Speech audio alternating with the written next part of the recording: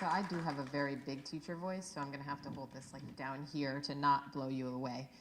But I will use the microphone so that everybody can hear me well. Thank you for that lovely introduction. I do teach at East Hampton High School. I do teach a program that's called We the People, the Citizen and the Constitution.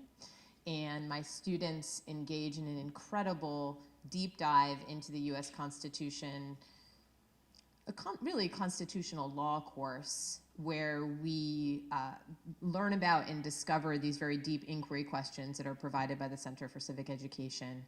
And my students do participate in a competition. But what's so cool about the program is it's like an authentic learning style. So students actually engage in these authentic assessments, which are, they're like a mock congressional hearing.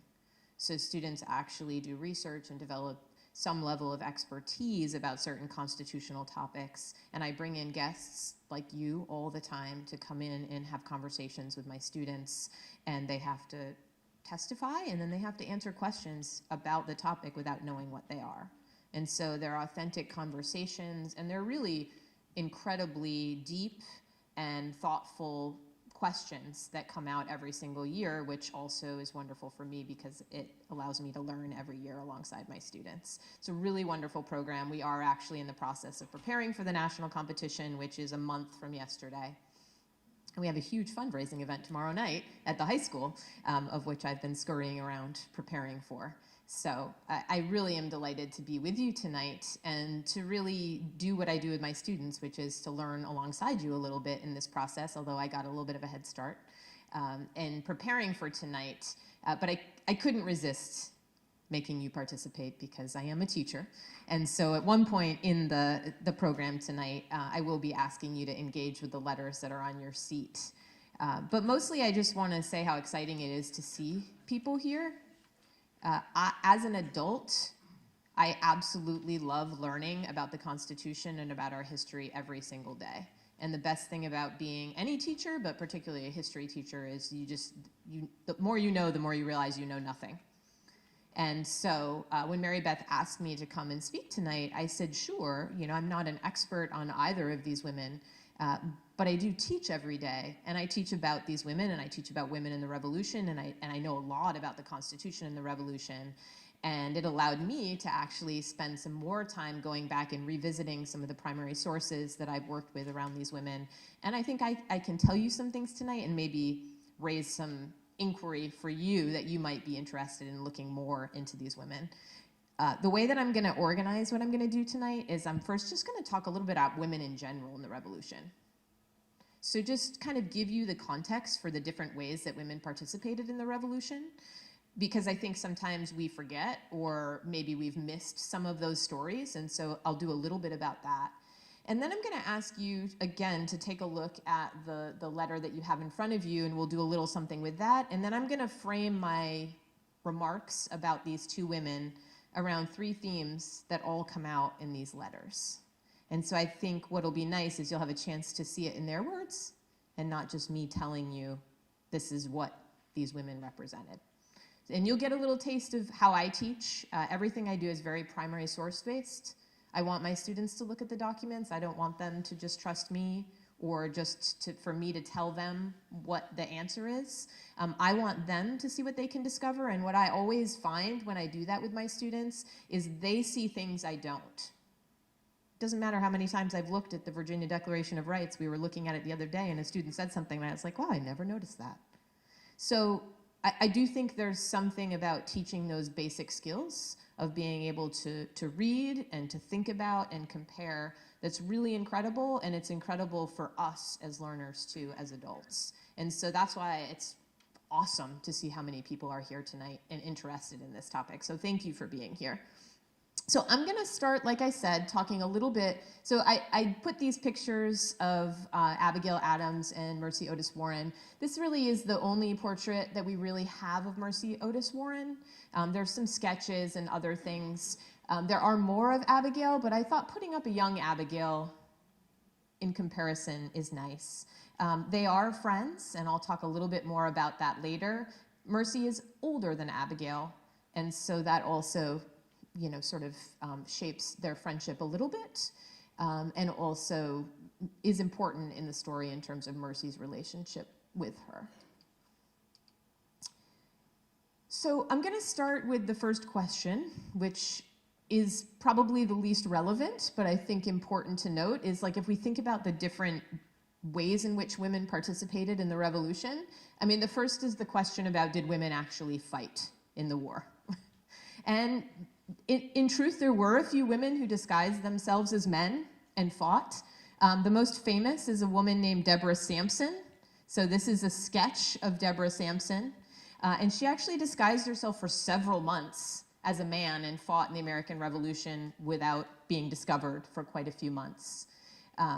And so, yes, there were a few women who actually fought in the American Revolution. And that's not really the bulk of what women did to participate in the revolution. One of the ways in which women were most engaged in the battlefield is something called camp followers. So some of you may be aware of this, but a lot of women, poorer women, enslaved women, servant women. So Washington's army is moving around a lot, right? They're being joined by members of the militia when they're fighting. So, you think about Western Mass and helping in Saratoga and places like that. And they need people to do their laundry. They need people to feed them. They need nurses. And women are following, and they're working in the camps. This is actually a sketch from a British camp that actually is in England, but it actually displays pretty well the types of things that women would be doing. Women would bring their children, right? And this is a very real thing, and women are very involved. And these camps are close to battles that are occurring. And so you may end up with women being injured, right? Women are certainly dealing with men who are being injured. And, this is sort of a sketch that was done in the 19th century, sort of demonstrating that some women are even alongside their husbands. So some women are actually at the camps with their husbands. And this is, if you were to look closely at this is a fun one to do with young kids, to have them look at the expressions on the men's faces as this woman is loading a cannon. But her husband is right here. And so she picks up his work. And say again? Some say this is Molly Pitcher. There's another woman, her name is escaping me, I have it in my notes over there, that also this could be portraying. But Molly Pitcher is sort of that iconic story that represents the wife who follows her husband and is actually engaging to some extent, helping with what's happening in the battle. So this was a much more likely place where women would actually be involved on the battlefield. And one of the things I wanted to note about women in the revolution in general that I think we all know, but it's just worth saying out loud, is that it's harder to sort of track the role of women in general in history because most women are not like Mercy Otis Warren, right? They're a little bit more like Abigail Adams in terms of producing letters. Most women, especially in New England and the Northeast, can read. Many of them can write. Many are writing letters, but not all of them. And there just isn't that kind of track record that we see for men. And so it actually is harder for us to kind of document the role that women are playing. But this is a really interesting story. So if you can see here, this says Hannah Till. And an example of a camp follower, of course, George Washington has a very nice camp. I don't want to say nice because obviously Valley Forge and other things, they're difficult. But there are a lot of servants at the camp. George Washington also has several of his slaves that are at the camp. And Hannah Till actually was one of the slaves that worked in George Washington's camp. But she starts as a slave. She then is making some money as part of this. And by the time she serves both Washington and Lafayette for 6 years during the war, she's actually able to purchase her freedom. And the way that they know that, so that's the other thing, is like, okay, how do you find this? Nobody's writing a story about this. But if you actually go through the account books, which is what we're looking at here, her name changes over time. So she's Slave Hannah, then she's Servant Hannah, then she's Hannah Till. And then when they go back, and this is the work they do at places like Mount Vernon, where they actually go back and they try to uncover from the primary sources the type of information that's there. But she's actually a pastry cook. So as much as possible, people didn't really want to give up their refinements. George Washington, obviously is incredible, has incredible virtues, sacrifices so much for his country, but he also loved good pastry. And so he made sure that he had somebody who could make pastry for him. But these are the types of things that historians do to kind of uncover the story of women. And Hannah Till, I think, is just an interesting one, and they've done some work at Mount Vernon around that. But these account books can be really fascinating, what you can get out of them that doesn't really have anything to do with the math, right? That they tell a story. And that's the cool thing about primary sources, is you can dig in and find a story. Women were spies in the Revolution. That is also kind of a neat history to dig into. There are two in particular stories that I love. So this is a list of some of the spies, female spies from the American Revolution. But Patience Wright is a really interesting one. So this is a portrait of her. And she is a wax bust maker? What would be the word? What would you call someone that makes busts? Sculptor. That's the word. See, I've been at school since 6 o'clock and I couldn't remember sculptor. So Patience Wright sculpts busts, and she has a chance acquaintance with a relative of Benjamin Franklin. And she is leaving America and she's going to England, and she, through Benjamin Franklin, gets introduced to all of these elite folks in England, because of course Franklin spends a lot of time in England, loved England. And what she does is she's incredibly talented.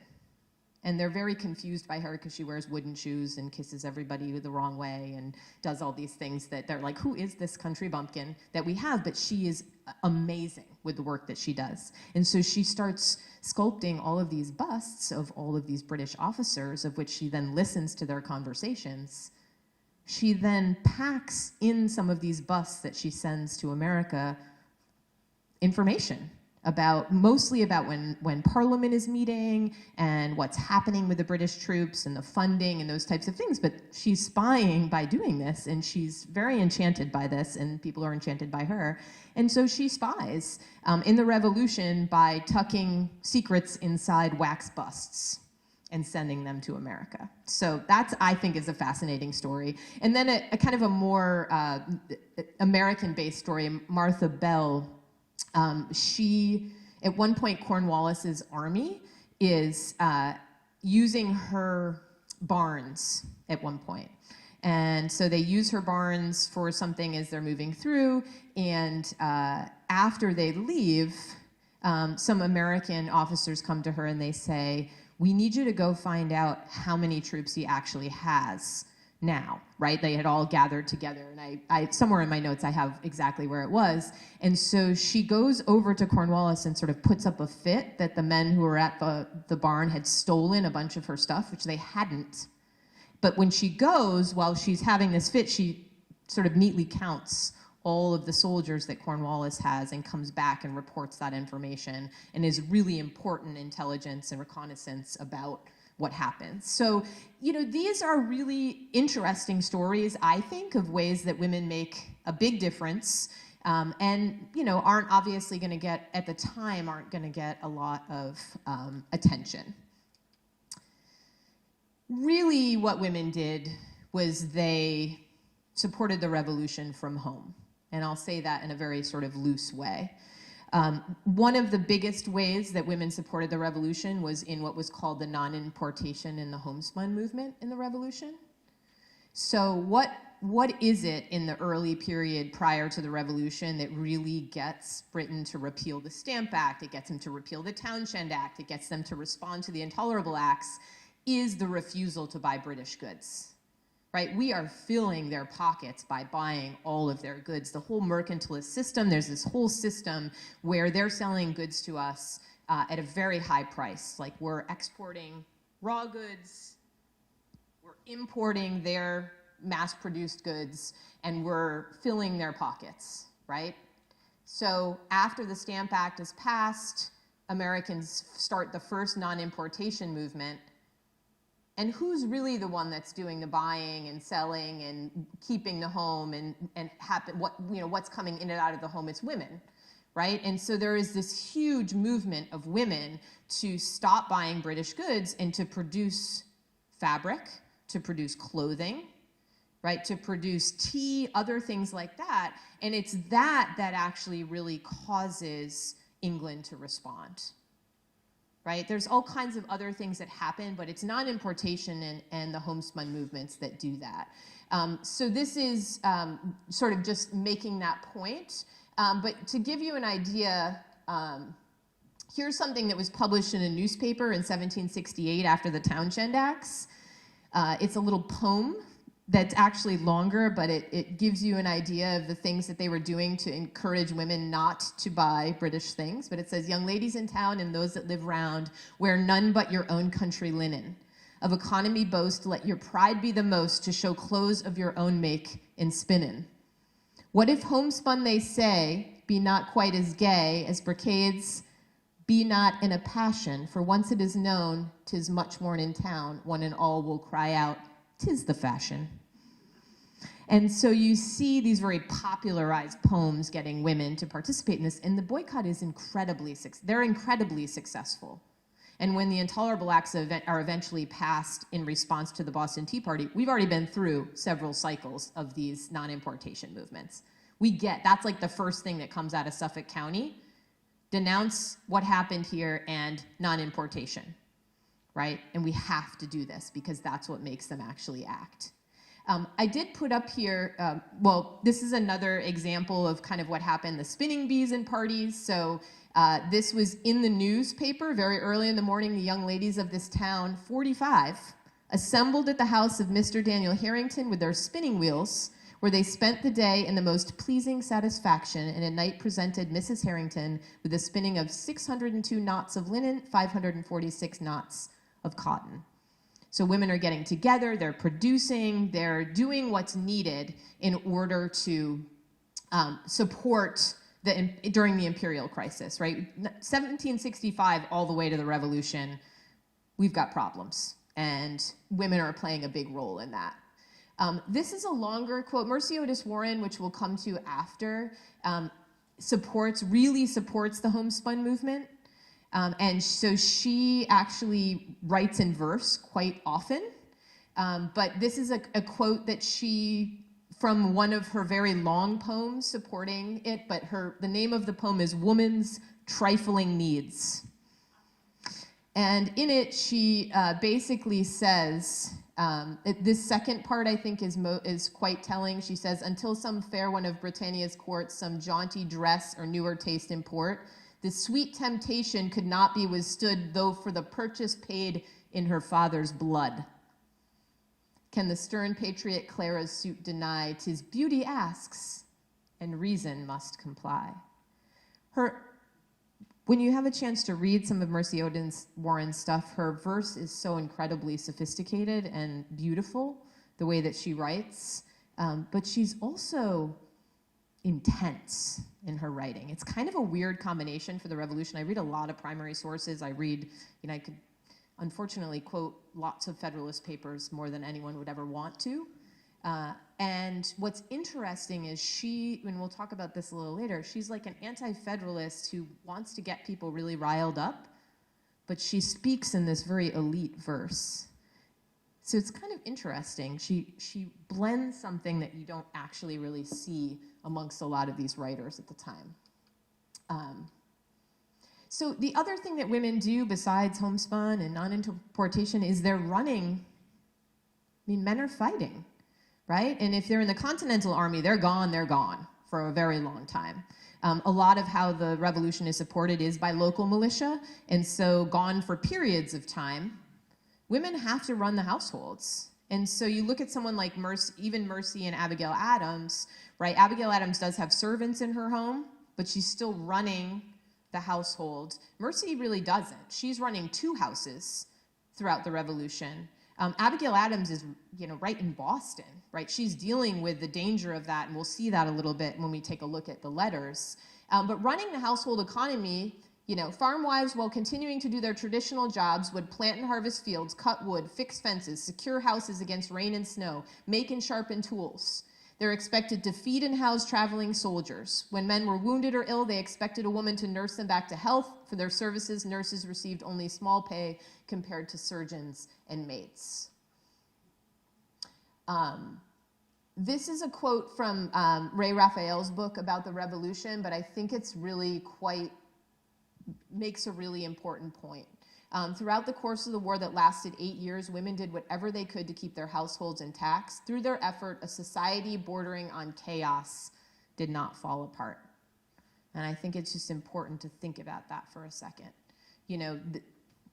Really bordering on chaos, women keep the country running, and they keep their homes running, and they keep businesses running, and they also help to support the war.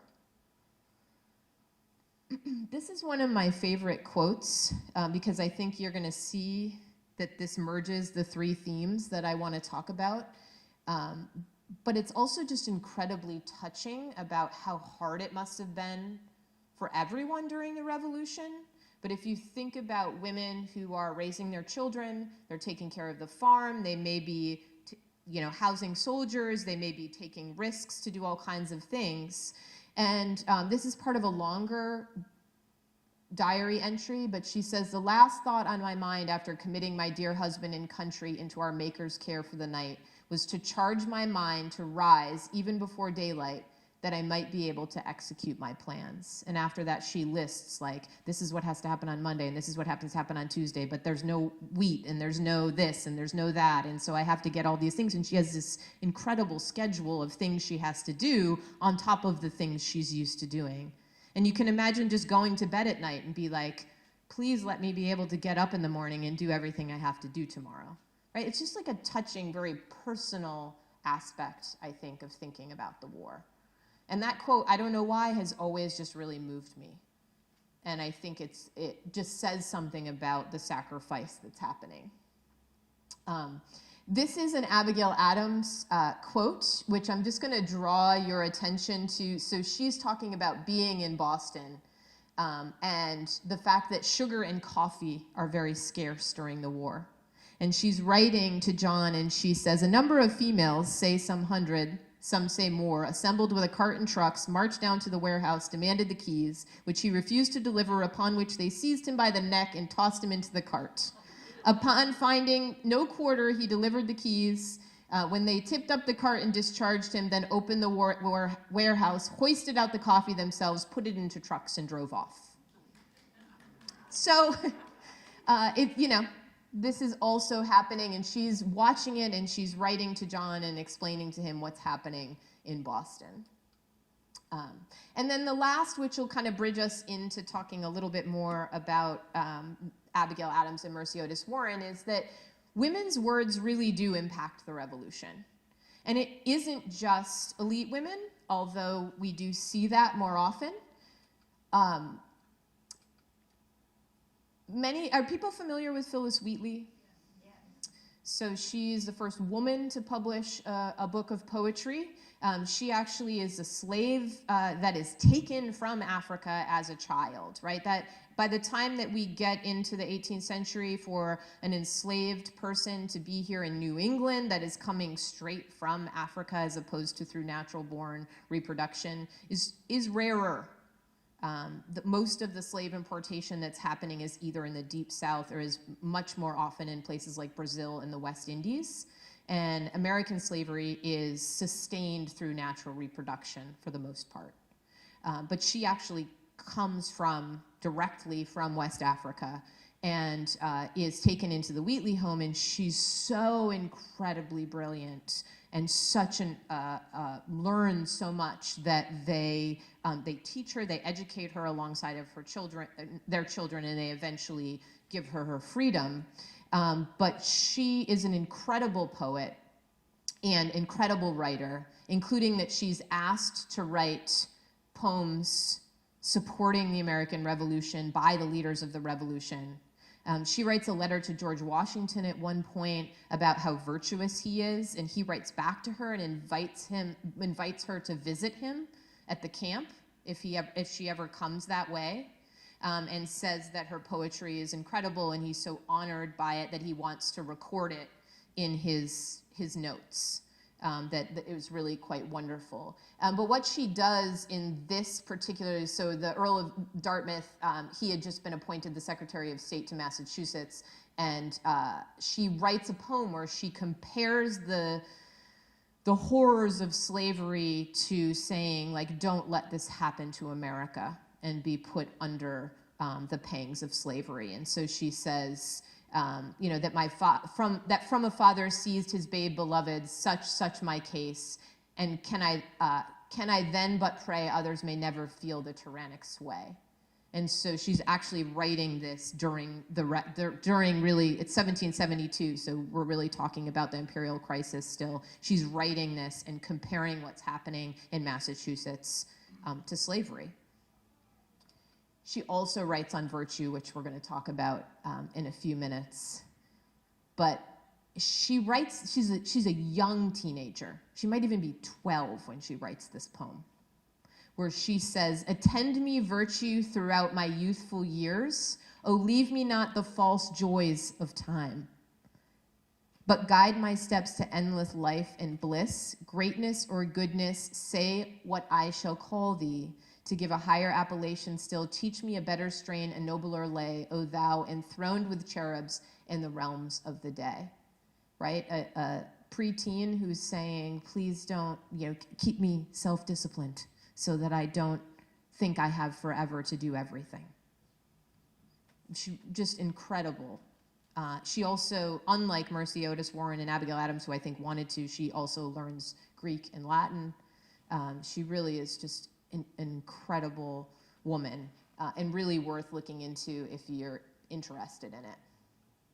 I'm not sure if people are familiar with the story of Elizabeth Freeman, who's also known as Mum Bet, but she has a really interesting story, which is when she hears the Massachusetts Constitution and its equality clause read, she understands the contradiction.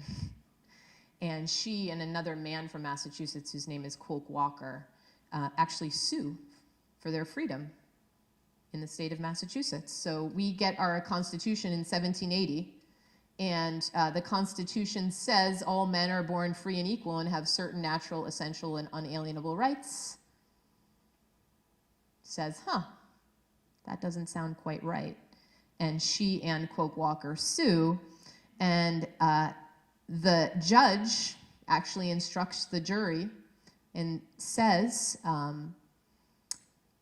a different idea has taken place with the people of America, more favorable to the natural rights of mankind and to that natural innate desire of liberty which heaven has inspired all the human race.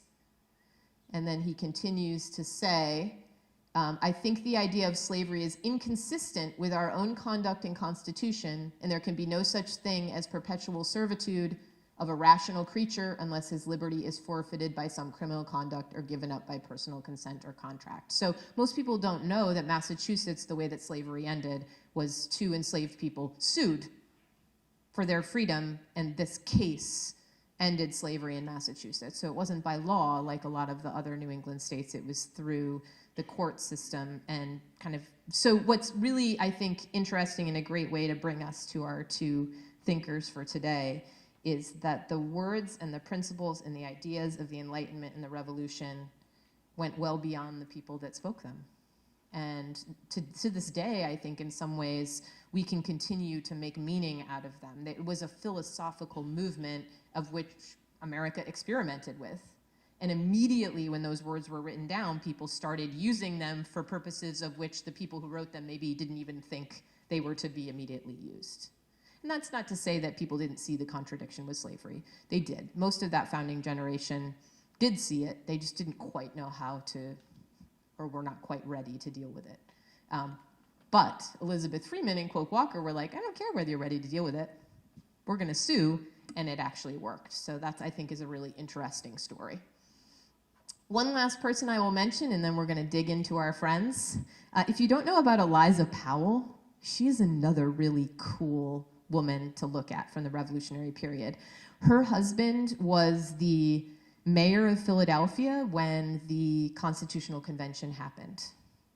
And she was what one might call during that era a saloniste, right? She is holding these salons and these meetings where people are talking about ideas. She hosts Washington and a lot of the delegates of the Constitutional Convention at her home for much of the Constitutional Convention, and she's very good friends with Washington. There's no reason to believe that there's anything more to that. You're going to see it's very common for some women, particularly elite women, to have these sort of intellectual and friend relationships with men. During the Constitutional Convention, she used to go with very long walks with George Washington. They used to take carriage rides through the park.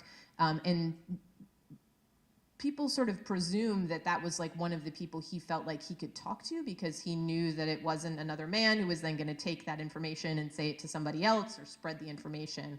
And she had a lot of impact on the Constitution itself. And one piece about her that nobody knows, which drives me absolutely crazy, is most people are familiar with the Ben Franklin quote, where he leaves the convention and it always says like, and a woman asked him, "What do we have, Mr. Franklin, Dr. Franklin? A republic or a monarchy?" And he says, "A republic, if we can keep it." But for some reason, we've lost the fact that it was Eliza Powell, which makes a very different story than some random woman walking down the street saying, "What do we have, Dr. Franklin?" No, she had been talking to Dr. Franklin for the entire summer in her home and in his home and everywhere else, and she really just wants to know because she's been part of the process. So that's just another thing I find strange. I don't know why we don't tell that story with Eliza Powell as the asker. So if you're interested, she's someone to look at. Okay, so let's go back to our friends, Abigail Adams and Mercy Otis Warren. You're probably saying, I thought I came here to hear about them, and she hasn't said anything about them. So what I'm actually going to ask you to do is to take a couple of minutes, and I want you to read part of, or if you don't like the one in front of you, grab a different one off the seat. There are 8 different letters out here. And you shouldn't have the same one as the person next to you. So I'd like you to take a minute and just read what's in front of you for your first impressions. And make sure to read the sourcing information so you know who's writing to whom. And I think they're all 1776, because why not?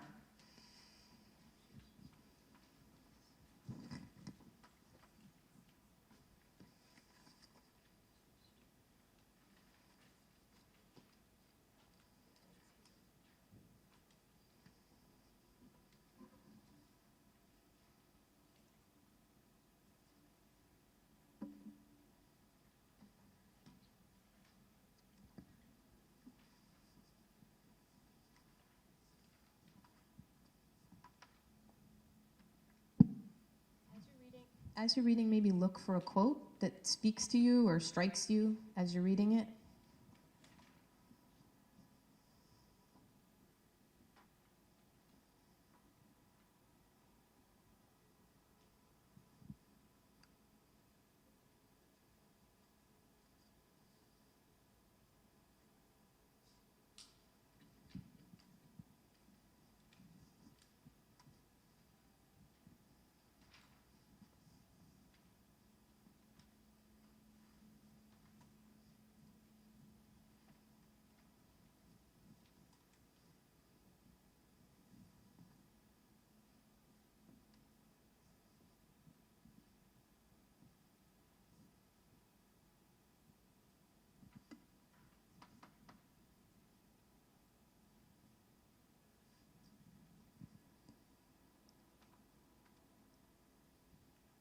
I know some of you have longer ones than others, but maybe if you've found something that speaks to you or you find interesting, if you could just turn and talk with somebody next to you. What did you find? Maybe read it to the person next to you, just the little quote that you found that you find interesting or caught your attention.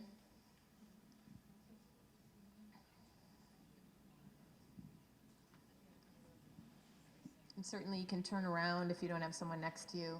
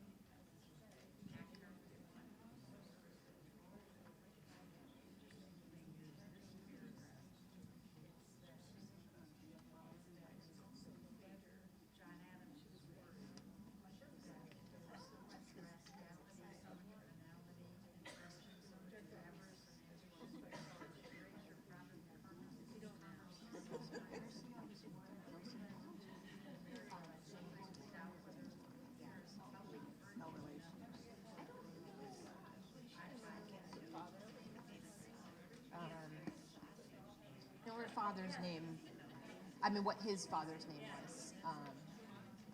It was what?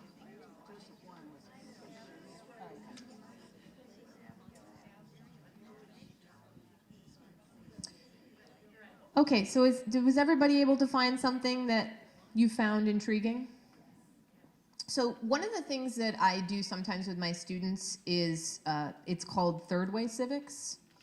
And the idea of it is that one of the reasons why we study history and civics is to do some discovery on our own about what the ideas of the past mean. It doesn't mean that it's like totally constructivist, like you can make up whatever you want. But the point is that it is important to look back at the documents and to see what the documents tell us, but also to think about learning about our history is important because it helps us figure out how we want to use these skills and ideas today. So that doesn't necessarily mean I read something that Abigail Adams says and I'm going to turn around and do that. It means that maybe by having conversations about these documents with each other, we're actually developing some civil discourse skills, or we're having a chance to practice. My students are often working across generations, like cross-generational conversations. What does this mean to us? And so I really enjoy actually having students take a look at primary sources before I give them any context for them. Because there are historians who study this all the time and come up with really great narratives for us to look at, but there's also things we can discover in the work ourselves. And so I just want to briefly talk about these three women, and you'll notice, I think, some of these themes in what you're reading, because as I went through, I went back through the documents and sort of highlighted them for myself. You can see I went through and highlighted and labeled them myself. For the three themes that I thought really stood out for these women. So I'm going to talk about them as sisters, mothers, and wives, because I think that's a really important part of their lives. I'm going to talk about this concept of classical virtue, which is a little bit of an obsession of mine with teaching civics, because I think it is a forgotten element of teaching the civic story and teaching American history, is how important classical virtue was to the founding generation and how much it actually shaped the revolution. And then I'm going to just talk about republicanism, which small r republicanism being what should our republic actually look like. And it's going to dominate their conversations, and it's actually going to break their friendship. And that's something else that I think is really incredibly powerful, is despite all their virtue, their family relationships fall apart over their politics, which again is something maybe we can relate to today. Thinking about these women as sort of sisters, mothers, and wives, what's interesting is both of them become very educated in non-traditional ways. So Mercy Otis Warren is older, so I'll start with her. She becomes educated because her brother is receiving tutoring at home, her brother Jamie, who she loves, absolutely loves, James Otis, who becomes a very famous early revolutionary leader and then actually suffers from some real kind of a mental breakdown, which they're not quite sure exactly whether he suffered for some mental illness, and it was made worse by several things. But by the time we get to the revolution, he actually fades off, and she almost steps in his place. Like, there's quite a few historians who argue that it's his mental decline that makes her take her skills and sort of step out and step up in his place. But she is not getting tutoring because she's a girl.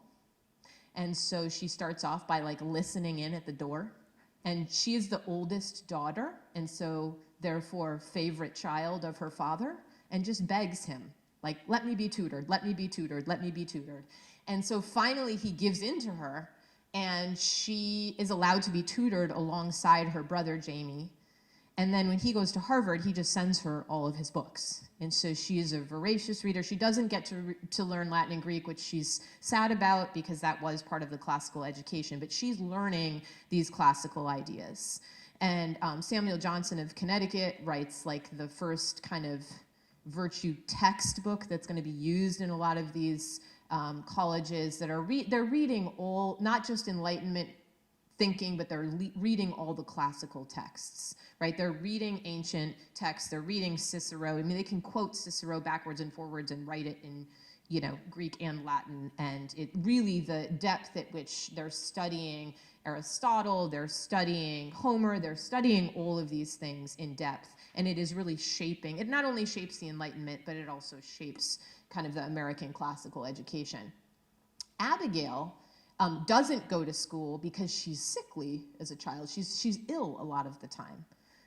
So she gets tutored in her home and is a voracious reader. And then as her older sister gets married, her brother-in-law starts just giving her tons of books. And so she just reads and reads and reads. And so what's interesting, particularly about Mercy Otis Warren, is not only is she better educated than the, you know, almost all women in America, but she's better educated probably than most men in America at the time. And probably true about Abigail Adams as well, but definitely true about Mercy Otis Warren. So they both have this sort of non-traditional education. They both, when the revolution comes, emphasize the importance of women being educated to educate their children. So there's this concept that comes out of the revolution called Republican motherhood. And the idea is that how can you have a republic without educated citizens? In Thoughts on Government, John Adams says, no expense should be spared for the education of the youth. Because you're in trouble if you have citizens who are not educated, because republics rely on virtue and education. And so some of you have that later letter that's there somewhere that talks about how Abigail Adams says to her husband, like, you're worried about the youth of the boys. What about the girls? Right? They're mothers. I feel ill-equipped, and she's pretty educated, to educate my children. How are we going to have sons who become heroes and leaders and patriots and all that stuff if the women can't teach them? And it happens when they're young. Right? And so they're both making this huge argument for that. The other thing is they're ambitious women and they can't be as ambitious, so they do channel a little of that through their sons. And so you do see them advocating, for example, like Abigail Adams writes to Madison and says, appoint John Quincy Adams to the Supreme Court, of which he does. And then John Quincy Adams is like, I am an ambassador in Russia right now and I would like to finish that. And he refuses the appointment. But he gets it because Abigail Adams says that. And Mercy Otis Warren does similar things. She has this very attractive son. She has 5 sons, Mercy Otis Warren does. And she has a very attractive son that she's not very happy with the way that he's using his time. And so you see in her letters, she's trying very hard to shape and persuade his future because she can't live out some of those pieces. Abigail Adams makes huge sacrifices during the war to stay home. John Adams is away forever. He's away when he's a lawyer. He's away when he's an ambassador. He's away when he's serving in the Continental Congress. He's away when he's president. He's away when he's vice president, all of those things. And she continually says, like, this is really hard. And Mercy Otis Warren is like, you're not leaving. No, James Warren, you're not leaving here. You're staying here in Boston. She, like, won't let him leave and go serve anywhere else. I mean, he serves a lot of local office, but she's very, like, she says, I'm very obsessed with virtue, but my virtue ends there. You can't leave. I need you to be here. I want you to retire. And she kind of, some of you have a letter where she sort of recognizes Abigail Adams and says, like, man, you are courageous. And Abigail Adams also at one point says to John, yes, I am courageous because this is really hard, right? I have courage to face another day, but I don't have any gunpowder. Where do we find that? I don't know who had that letter, but so you'll see some of these quotes in the letters that you have. This is when she says it. She says, courage I know we have in abundance, conduct I hope we shall not want, but powder? Where shall we get a sufficient supply? Right? I miss you. I haven't heard from you for so long. I feared that you were, something was happening to you. And then this is where Mercy Otis Warren says, I admire you for this, right? How long is this going to be till you see your husband again? I don't know how you do it, but I'm not doing it, right? And she's insistent that her husband not travel far. This is the piece here. If you complain of neglect of education in your sons, what shall I say with regard to daughters who every day experience the want of it? Okay, so that gives you kind of the piece of them as sisters, mothers, and wives. The next lens I just want to briefly touch on, and I think I'm okay for time at this point, is virtue. So first of all, just to be clear, the classical definition of virtue simply means self-control. So as defined by Socrates, Aristotle, and talked about by Plato, what they're talking about is moderation. So depending on who you read of the ancients, but the idea is that you're at a middle ground between two extremes. And the theory that was believed by Cicero and was believed also by the Greeks was that the way that you actually achieve happiness in life is by practicing virtue. So if you live a life of moderation, you always sort of make the moderated, the virtuous choice. You act with courage. You act with generosity. You act with truth. That in the end, when you get to the end, right, you will look back at your life with contentment. That's what they meant by happiness. So when we see the words pursuit of happiness in the Declaration of Independence, that's what is meant. It's not momentary elation. It is, I have the opportunity to choose virtuous liberty and to make something of my life so that I can look back on my life and say, this was a good life. I'm proud of the things that I did. And so virtues are sort of the self. So justice, right, is the middle ground between favoritism and discrimination, right? Courage is the middle ground between sort of like meekness and maybe aggression or trying to think of the word that they use, but essentially each of these virtues are meant to be kind of a middle ground, and the entire revolution, all of the revolutionary leaders, it's conceived in this concept of virtue. They're all trained in classical virtue. If you go back and read the documents, you will see over and over and over again. The purpose of government is the happiness of man. Therefore, the best government is that which produces the conditions where people can best achieve happiness. Happiness is reached by virtue. Read any of those documents, you're going to see that over and over and over again. And it's something, it's somewhere it got lost in the teaching of it. But it's been resurrected. And I think Jeffrey Rosen, if you've read Jeffrey Rosen's book, The Pursuit of Happiness, this book, he does a really great job of kind of bringing back and really pointing to where that is in the documents. It's a really wonderful read. The classical education is very based in virtue. Just a couple of sweet stories about Abigail Adams and Mercy Otis Warren related to this. One is that John Adams and Abigail Adams have this thing.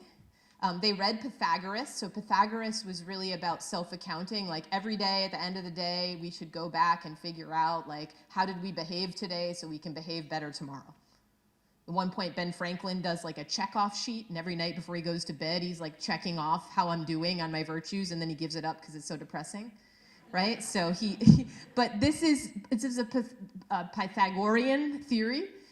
And so John and Abigail are writing back and forth to each other, telling each other about like what's wrong with them, right? This is a great way to court each other. This is before they're even married, they're doing this, you know, and she's like, well, John, like you're so talented that sometimes people might think that you don't have humility.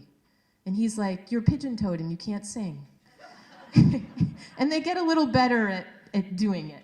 You know, like they get a little better, she gets a little better at being a little more direct, and he gets a little better at being less direct. But it's very sweet because they're constantly talking to each other, you know, talking about how we shouldn't engage in gossip, right? John Adams really struggles with his own kind of vanity and is really hurt and takes things personally. And so that's part of how they help each other, is through this relationship and trying to encourage virtue. And so that's sweet. The other thing is they sign their letters Portia and Brutus. So Brutus, right, before he becomes bad, is good. But he's known for really his sacrifice and his virtue, right, standing up to tyranny.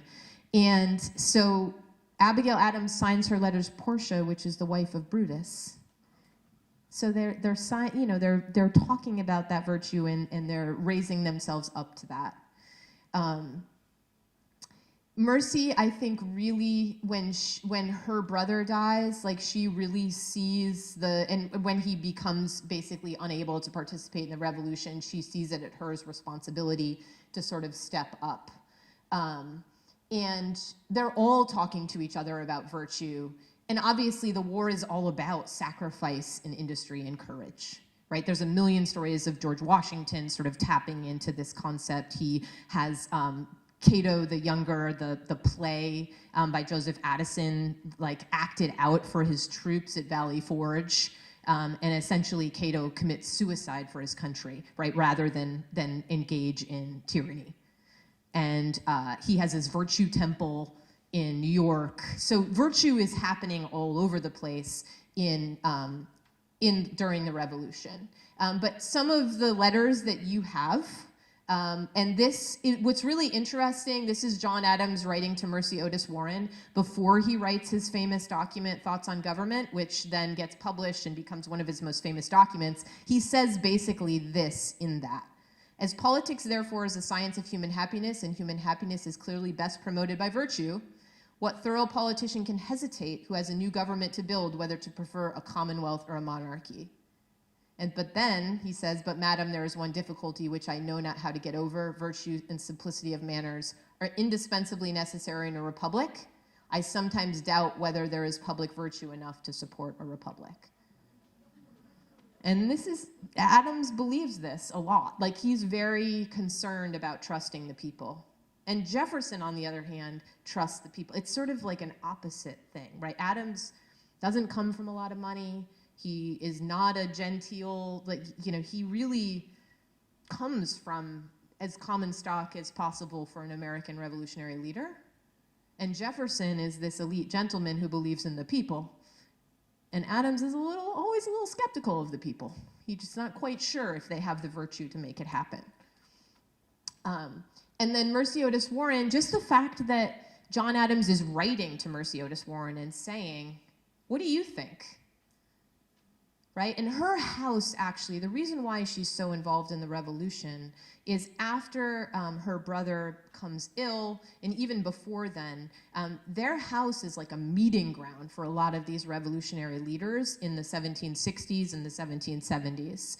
And so they're meeting and talking about it, and she's just there in the conversation, sort of taking the place of her brother. And so that's why she's so much more involved in these conversations, and she's writing letters back and forth. But Abigail also is writing letters back and forth to people like Thomas Jefferson and other leaders. So like I said, it's not totally rare that you would have this, it's pretty rare, but it's not unheard of that you have these relationships that are crossing genders, where these letters are sort of going back and forth between them. And, I find them fascinating. And she plays, you can tell she's sort of playing the game a little bit. Like, oh, it seems so crazy that you would ask someone of my sex this question. Here's what I think. Right? Like, but she does use that language, and she's very eloquent about her language to say that. And clearly she knows that her voice is important, but she also understands kind of the ways in which people are thinking, and so she adds these pieces in really for rhetorical style, I think.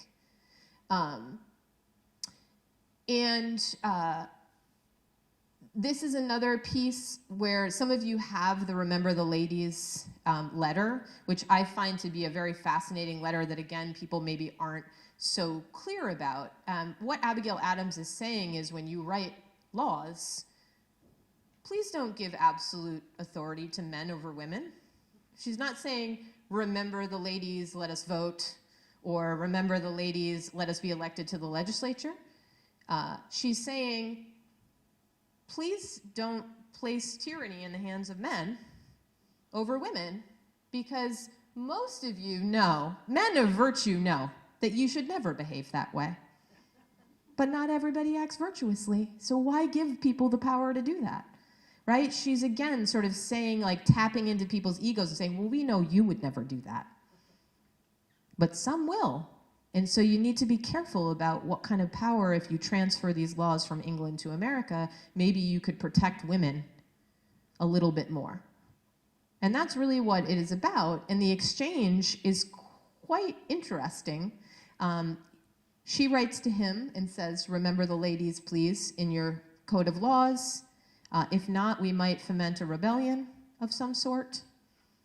And he writes back and says, I can't but help laugh at your new code of laws.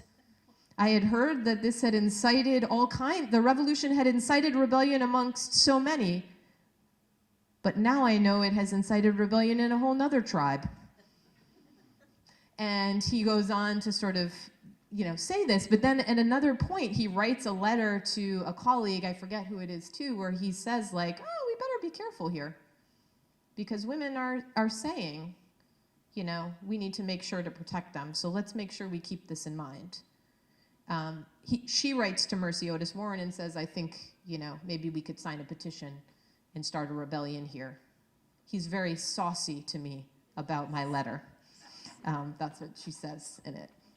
So, and that's kind of the last lens that I think is really interesting, that obviously, these women are finding different ways to influence the shape of the Republic. Abigail Adams is incredibly influential over two incredibly influential men. She is incredibly influential over her husband and the choices he's making, to the point that, people make offhand comments about who's really running, what's happening. And then her son, she's very influential over John Quincy Adams as well. And so she has a lot of power in that way. And John Adams, when he responds to her, remember the ladies, basically says, like, don't worry, we really know who's in charge. He actually says that in the letter. Like, we know that you're actually in charge. So let's not play around, right? We wouldn't dare do these things because we know that you actually govern our hearts and you govern what's happening in the home.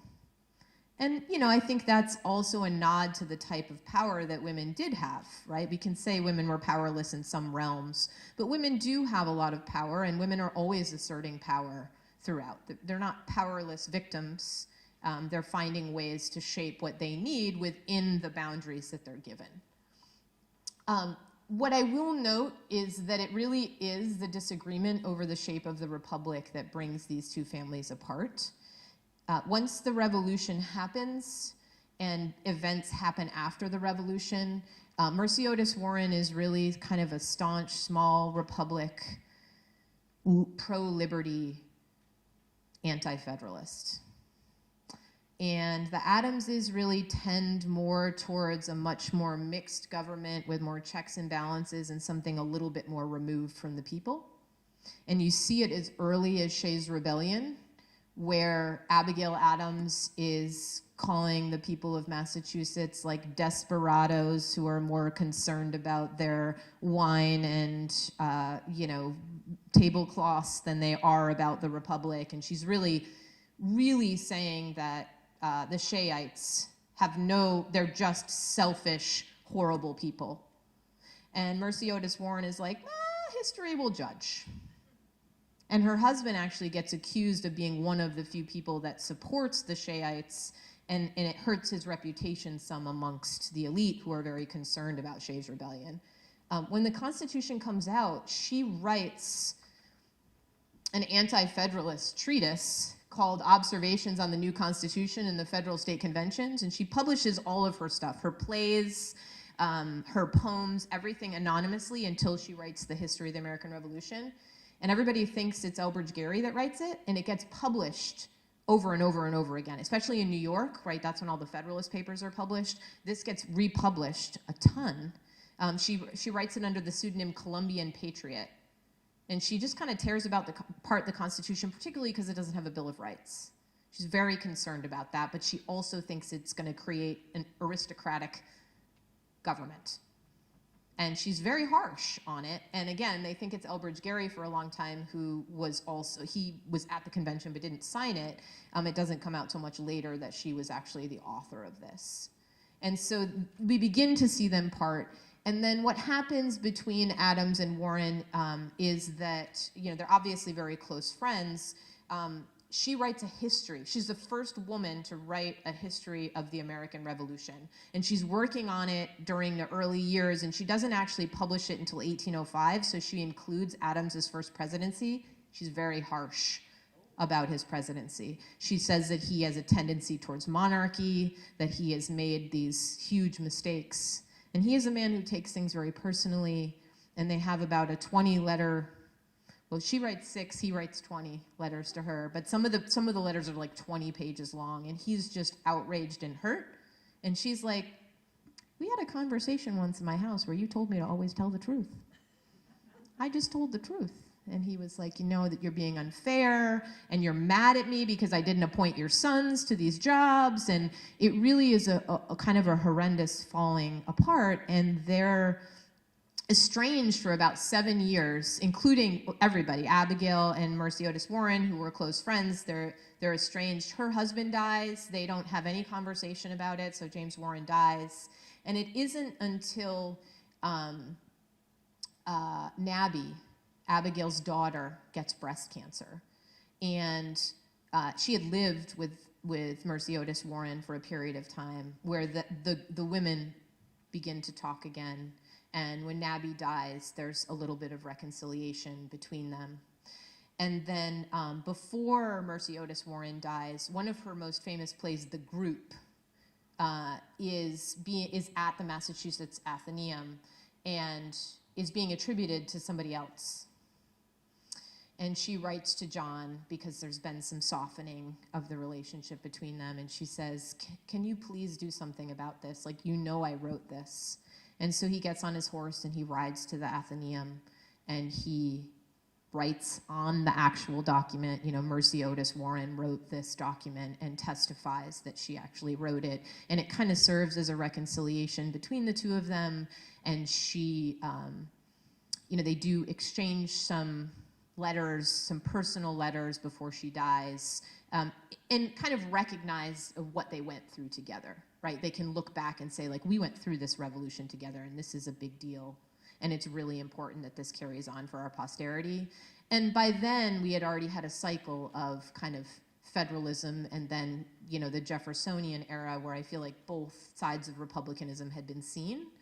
And so they do reconcile before she dies. But it's quite a sad story, because you have these people that help to shape something so magical, and then it's the politics that pull them apart, which is hard. And of course, Adams had a similar rift with Jefferson that lasted quite a long time. So I really do find them to be wonderful to discover. And if you're interested, there's so much out now, right? Like, there's so many ways to discover more about these women. I'm happy to share all of these letters. I think there's 8 of them or 7 of them that I brought with me tonight. I'm happy to share them. I can share them with you, Mary Beth, and you can share it out to people if you want to look into them more. The Massachusetts Historical Society has all of the Adams letters available, and you can, find your way through them. But also, people have written interesting books about them. This book is a collection of Mercy Otis Warren's letters. It's always nice when a historian pulls some of the letters together for you and kind of shapes things for you. These are more of her personal letters than they are her political ones, but it's a pretty interesting read. And there's great podcasts. I recommend the National Constitution Center does a podcast called We the People, and they did a great one on Mercy Otis Warren, but I know they have one coming out this week where they're talking about women of the Revolution that might be interesting for folks. So there's just so many ways to learn these days in terms of what interests you. And I just find that going back to the documents helps, and really working from a place of history really helps me to think about, like, the citizen I want to be today and what I want to talk to my students about and what I want to ask them to do. It feels like an inspiring place, but also a very human place. You read the documents and you can see just how human people are, the emotions they're dealing with, the stress that they're dealing with, and then how they face it. So I encourage you to explore the primary sources. I hope that I've interested you in thinking about a few things. I'm happy to answer questions. I also know I'm probably over my time at this point. But I do run, I'll run this We the People program at East Hampton High School, and I want to tell you about 2 things that we do that I would love to invite you to be a part of if you ever wanted to be. One of them is that I do have guest judges come in all the time to work and talk to my students and work with them around these questions. And it doesn't require you to know anything coming in, just that you are interested in listening to kids and asking them some questions and thinking about what they're thinking about. The other thing we do in May is we do a cross-generational book group. And so I invite community members to read a book alongside us, and then we do about 3 meetings. Last year we did The Pursuit of Happiness, and I had about 20 community members come in and 20 students. And we had 3 meetings and we talked about the book across generations, and it was really fun and amazing. And I'll share that information with you just in case any of you would want to do that. But you have a question?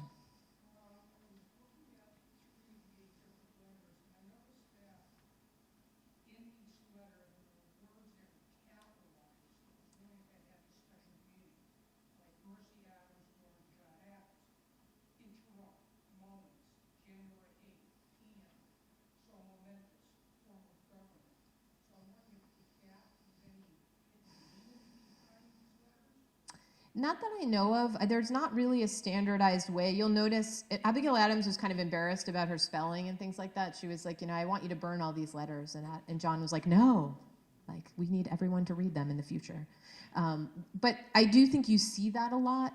And as far as I know, there's no particular meaning to which they're choosing. Sometimes you can see emphasis put on things, but I don't necessarily think that it's meant for emphasis. I think there's just not as a standardized way of writing as there will be when we get to the late 19th century. But you may find something different if you look a little bit more. But I've never seen that there is anything specific about that. Any other questions that folks have? Yes.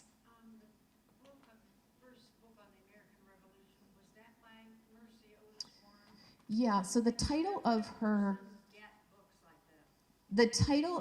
history was, I will tell you, it's kind of long, which is why I don't have it in memory.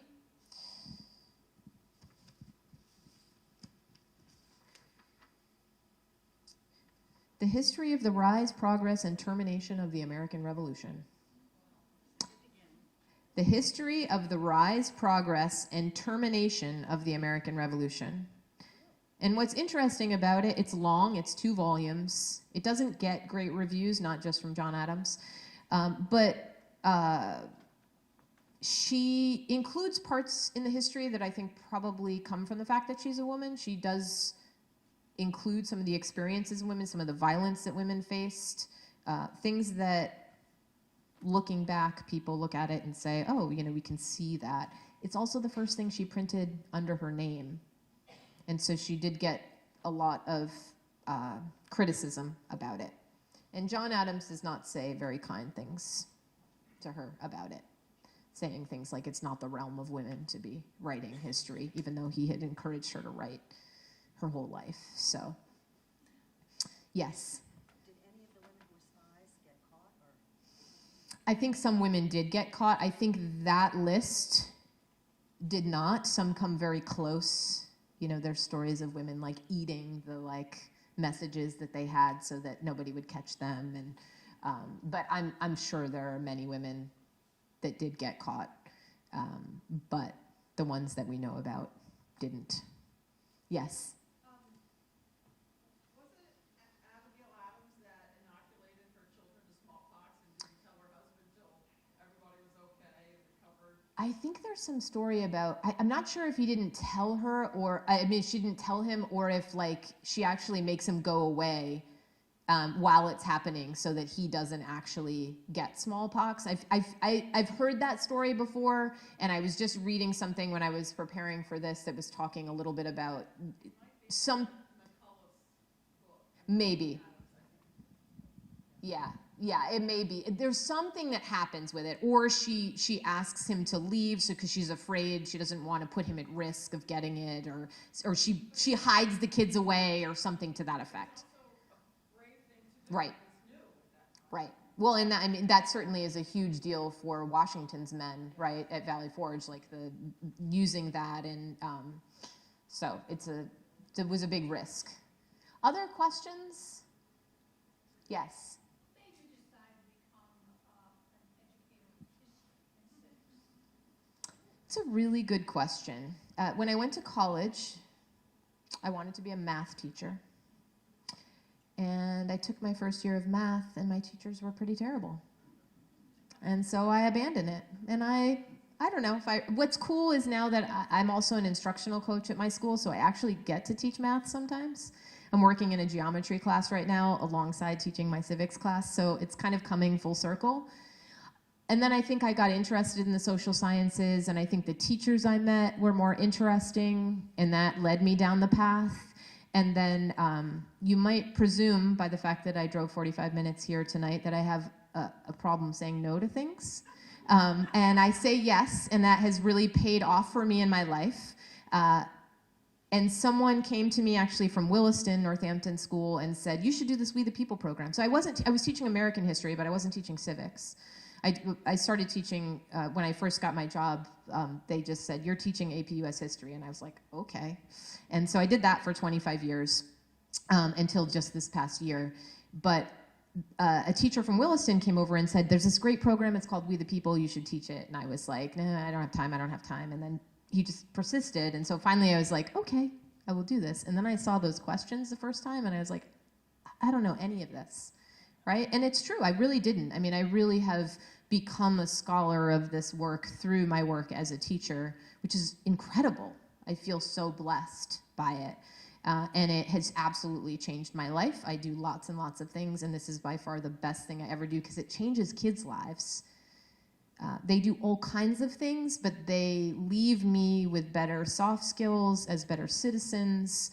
And I always say, like, I don't care whether you're a dentist or a politician, right? You need to learn to work hard. You need to learn to ask for help. You need to learn how to fail and get back up again. And you need to learn that living a virtuous life will actually help you. And I feel like they believe that because they keep coming back. It's amazing. Like students, you know, I have students who mentor the next year. I have students who are 4 or 5, 6 years out who come back when they're home on break. If they have a break, they come back. They work with my students. And now I have students all over the country doing all kinds of interesting things, but they all credit. I had a student the other day who texted me who just got into Yale Law School from East Hampton High School, which is, again, like these are stories that we don't often hear. And she was like, I just kept thinking on the back of my shirt, big reveal. This is our motto. So work hard, think deeply, prepare to lead the future. And she said, my whole time I just kept thinking throughout college and throughout paralegaling and doing all that, like, work hard, think deeply, prepare to lead the future. I can do that. And I always used to say to them, you know, privilege matters, but it doesn't matter that much. You know, you're a 16 or 17-year-old, and some 16 and 17-year-old is working harder than you right now, so work harder. And I just kept saying to them, like, you can do this, and it's a powerful program. Yes? How long did you teach the program before you won state? So I taught it 1 year. The next year was just kind of a fluke. I did win the second year I taught, and then for years I didn't. I brought students from my AP history class, and then when I turned it into a class that really just focused on the Constitution and focused on this method of having students have civil discourse with adults and really think about these deep questions, we started winning, and we haven't lost since. So that was 2018 was that year. And so we've won every year since then. And it's pretty incredible. I mean, winning is part of it, but the students, what they get out of it goes so far beyond that. They really are incredibly impacted by this program, and I wish more schools would do it, because it really is, if I could reproduce it in every other educational environment I work in, I would, because it's incredible what it does for students. So I know you go to Washington. Yes. What happens there, and how did you have a particularly brilliant class that won the national competition? So what's neat about this program, and also incredibly daunting as a teacher, is you can only do it once. I get brand new students every year. And every year they walk in knowing nothing about the Constitution. So it really is like kind of a testament to the program. The 2020 year that we won was actually the COVID year, which meant that everything went online. And I've always sort of prided myself in being gritty, right? Like I feel like I am scrappy. I was an athlete my whole life. And I feel like I always tried to out hard work everyone. And when the world closed in 2020, we spent 3 hours a day online doing We the People. It was like, okay, you have a reason to get up. Get online. Let's go. No time to waste. You can make your bread later, right? Let's study the Constitution. And so that was actually the year we won, was the year that everyone else sort of quit. And we just kept going. I mean, everyone still competed, but it was like, I feel like, part of that was like our hard work as a team that did it. But we've won an award at the national competition every year that we've been in the last 9 years. So whether it's a unit award or a regional award, coming in the top 10, we've actually been able to bring back an award, which is pretty remarkable. It's a pretty intense competition. It's public and private schools all over the country. And every school above us has thousands of kids. We have 360. So it's a pretty neat thing that we've created. And it's not, I started it, but it really has become its own thing. I'm a piece of it, but I'm not it. And that's the cool part, is there's just so many working pieces, and I'd love to make you a part of those working pieces if you'd like to come into my classroom. Because it is, once you come in, I had a judge come in today, I said, nope, you've come in, you've tasted, you have consumed the Kool-Aid, and you will now be back, because We the People is a thing that you want to be a part of. So it's really quite wonderful. We have a big not that anybody wants to travel to East Hampton tomorrow, but we have a big spaghetti supper auction event happening tomorrow night from 5:30 to 9. We have like 130 items we're auctioning, and a big event that's going on. So it was good that I didn't agree to come tomorrow. Yes, so it costs, this is another thing that I didn't quite know when I took on the We the People thing. It costs about $60,000 for me to bring my students every year. And I'm committed, because it's a class, and I intentionally make it a non-AP class so that I can get a broad range of students. I commit to raising, like we raise it as a team, I don't mean me, but I don't ask parents to foot the bill, right? Some parents can, and they will, but I always commit that we will raise that money together. So when I agreed to teach We the People, I didn't know I was also going to become a development officer. But for the last 9 years, I've had to raise between $50,000 and $60,000 every year to go. So it's worth it. Like every minute of it is worth it. And so it's wonderful, yes. Do you have an outline of this talk so that we can go further into some of the things you mentioned? Yeah, why don't I'll send you the slideshow. I'll send you all of this, and maybe I can send you some notes about the people, kind of an outline of those folks just after tomorrow. But yeah, I'm happy to share that with Mary Beth, and then you could share that out. I'd be glad to do that. I just want to mention that we are taping this event. Yes. Because we thought it would be worthwhile to tape. It will be on YouTube, as well as eventually on Long Meadow Cable TV. Oh, wow. Who knew? We just started doing this. Yes. Define the difference between American history and civics. It's a good question. The question was, how would you define the difference between American history and civics? When I think about, I teach American government and civics at the same time, but when I think about civics, I think of like civic knowledge, civic skills, and then also maybe civic behaviors or dispositions. whereas I don't necessarily think of those categories when I think about teaching history explicitly. It's those things overlapping with each other. Like, what are the behaviors we want to see, or the virtues, or the dispositions we want to see in our citizens? What are the skills we think are necessary? And then also that knowledge, which is incredibly important, and we do a lot of that real deep study of the knowledge. Yes? Are you willing to come back? Yes.